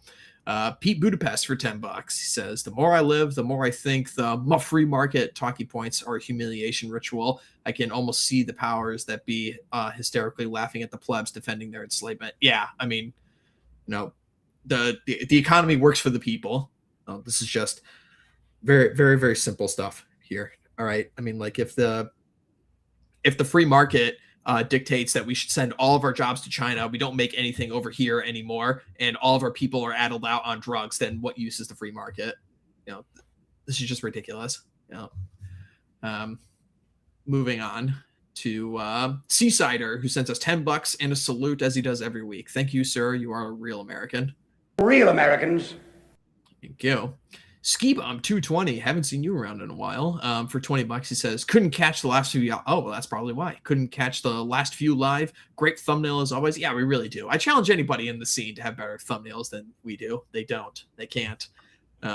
Salute the OGC. Well, thank you, sir. You are a real American. Real Americans. Wonderful. Adrian Shepard for $10 again. Back from my Midwest / Mount Rushmore road trip. Oh, that's cool. That's such a fun part of the country to drive through, man. Like you're going across Nebraska and Kansas, and eventually you get to that point in the Great Plains and the Continental Divide where trees no longer grow, and it's just endless waves of endless sights of amber waves of grain. Really awesome stuff. I've talked about this so many times. I've written many Substack articles for the OGC Substack over the years about America can really only ever be experienced truly from the road. You must drive. You must. It is central to the American experience. We have every biome on the planet. We're the only country in the world where every recognized biome we have within our borders. We have everything here. We have plains, we have mountains, we have boreal forests, we have conifer forests, we have rainforests, we have coastlines, we have deserts. We have everything here. It is amazing. Nature's bounty, and you absolutely should be driving across the country. So good for you, man. And those Black Hills of South Dakota are amazing. Some of my favorite part of the country. Great to get in touch with real America, but I saw way too many Jeets. Yep, same. Despite the all people are Americans bullshit, I still enjoyed the greatness underneath. Yeah, absolutely. Don't let it get to you, man. I was in Mammoth Cave National Park last year, and I was very infuriated to see how many foreigners were there. And same thing when I go all over the place, whether I go to zoos, amusement parks. I've mentioned this before on previous shows. I was up in Mackinac Island in northern Michigan a couple of years ago, and yeah, it's just infested with foreigners everywhere you go. But try not to let it get to you, man. Our country really, really is, something to behold. Natural beauty is unlike anything else. Hammer Rain for $10. Dennis gave us a great talk on preparedness recently. As Mike Shelby says, do your area study, fellows. Yeah, absolutely. Good stuff is happening here at the OGC. People give good talks. Let me tell you. All right, Sean Weiland, frequenter in the chat, and always the first guy in the chat whenever we do one of our Game Slop streams. He must have the notification bell set on like the loudest volume possible, because he's always there in the chat. Number one, telling us to fix our audio issues, and number two, make sure we save before our battles. And you too could be a member of our Game Slop streams if you become a subscriber at the Standing By channel membership tier. So Mr. Weiland says, boomers can only advocate for budget harder because they made all the money in their retirement accounts by slashing labor costs, reducing the earned income of everyone under 55 years old. Yeah, that's certainly part of it. That's certainly part of it. Bolero 393 for $10. Got a lot of super chatters tonight. Thank you guys. All right. Millennials and Gen Z would accept the standard of living of the average American in the 1970s and earlier, obviously, if they could have the same demographics in a country with pride in its people. Yeah, that's obviously true. Absolutely true. I think if you really polled people and really got down to granular detail, like somebody like Richard Barris, People's Pundit or something, if they polled somebody like this, I trust his polling on this. If they said like, would you give up like your Netflix and Amazon, if you could just like be able to afford a house? And I think everybody would choose the house like every time. I think that's just obviously true. All right. Let's see. Moving on. Lee Silver for $5. Fairly certain this current wave of demoralization is punishment for people noticing things in 08, 09. No coincidence Gamergate happened shortly thereafter. I mean, yeah, I mean, it's been the same boom bust cycles literally since I've been born. Well, with the dot-com bubble, the great financial recession, COVID, this AI bubble is going to pop soon. There's no way it won't, um, yeah. Man, oh man, they just keep kicking the can down the road, hoping the grenade explodes in the next guy's hand who picks it up. Nobody takes responsibility. That should have been another one of Tucker's points, like just responsibility. Sean Weiland again for $5 says, "I'm mad as hell, and I'm not going to take this anymore." Hell yeah, I think that's something we can all get behind. All right. Pete Budapest again for $10. Look, the burrito discourse brings home the point that boomers don't actually want their kids to prosper. In fact, they sort of enjoy watching the young suffer because it feeds their egos. There's certainly a lot of people where it seems like that. It's like I remember some of the highlights coming out of the most recent Canadian elections. Where do you guys remember the pictures of the boomer protests outside, and they were flipping off all the kids who were supporting the right wing candidate, and they were supporting Carney and stuff. It's just like, just why are people just not interested in the prosperity of their own kids? I really just don't get it. It's like, and this obsession with like, oh well, everybody's got to have it just as bad as like I did or something like that. Like it's a competition. It's very bizarre, very very bizarre, and I don't know where it comes from.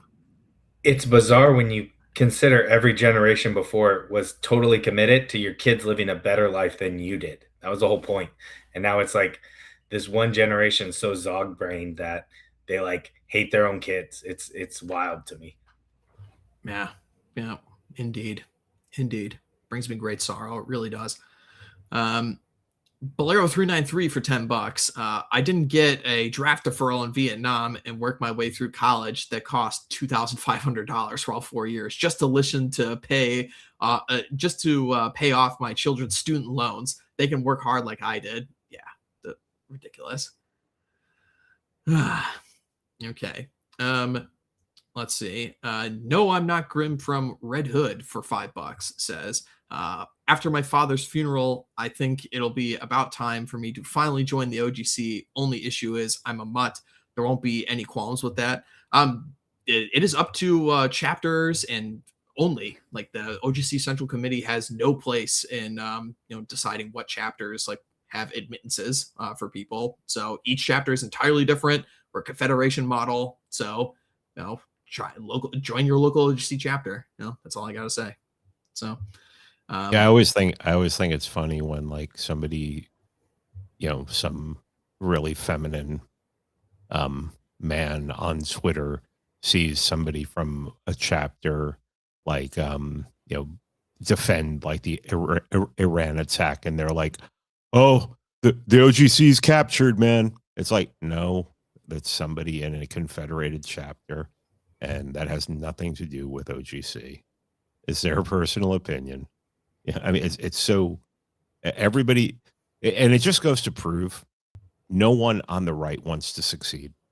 Yeah, there's definitely they just want to tear down. Also, like, I do have to say, like, guys, we really do get some of like the most shameful and like pathetic and like low IQ haters. We really do. It's like, guys, you can't even like do like 5 minutes of research before you start attacking us on something. I just laugh. I'm like, what is this? What is going on?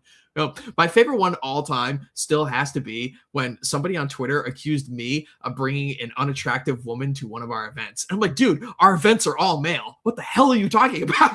It's like, what is going on here? People just make shit up. I know. And people want to. People don't want, because they can't organize anything, or they don't want to leave their fucking house or whatever. They want to see everybody else fail.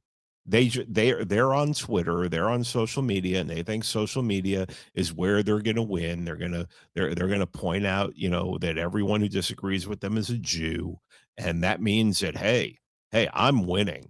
No, you're not doing shit. You're not doing shit. You're just a divisive piece of garbage. And yeah, but we don't want you. We don't want you. Alrighty. Moving on, and actually, I think the final thing we got here is Mrs. Browning, our favorite Dawn Browning, the only woman who listens to this show, sent us a one Old Glory Club gift membership. I think Grim from Red Hood got it. So there you go. You get to participate in our gaming streams too, Mr. Grim. So there you go. All right. Well, thank you everyone for super chatting tonight. This was a great show. We talked about some heavy topics tonight. Pete, where can people find more of your stuff? Pete Quinones Show, PeteSubstack.com. That's it. Awesome. And then Dennis, thank you for coming on, sir. Where would you like to direct people to? I would just like to tell everyone to check out the Redwood Society Substack. Dave the Distributus set it up. He's a member of our chapter. He writes there along with some of us chapter guys, and it's been really good. It's not political. It's actually just about self-development, building your community. So I think it's got a lot of good tips on there. And then I just want to shout out the South Central OGC event going on this weekend. I'll be speaking there, and I'm super excited and very grateful for the chapters who put it on. They did amazing job. So super excited to get to see all my brothers again at another event so soon. All right, awesome. And the Redwood Society Substack is linked in the description. And yes, good luck to everyone attending the South Central Forum this weekend. OGC events are always a great time and really are very white-pilling affairs. You know, I cannot recommend it enough to people to get out into real life and meet space. Whether you go to one of our events or you just get in with a local chapter, you know, like I hear stories literally almost every day now of how it has changed somebody's life for the better. And you know what? I can hold my head up high with knowing that, because for all the hate and all the criticism we get online for the things we do, you know, people like that have nothing like that to show for it. They really don't, you know. So anyway, all right. For myself, I'll just direct people to, you know, I mentioned it during the show, but go watch Dr. D's Cinema on Sundays, usually at 6 o'clock Eastern. Assuming we are on time and we're not late and gay, where Mr. D, Charlemagne, and myself are watching movies, and you know, we can do it on Twitter because there are no copyright laws and Twitter doesn't care. So be sure to tune into that. We always have a fun time with that. Check out the OGC Substack. Check out the OGC website to find any chapters in your area. And then also be sure to check out American Spirits on Monday, Chapter House on Wednesday, and we'll be back here for another episode of Pony Express Radio next week. We'll see you guys then. When I pass on my good genes to my sons, they're going to join the Old Glory Club.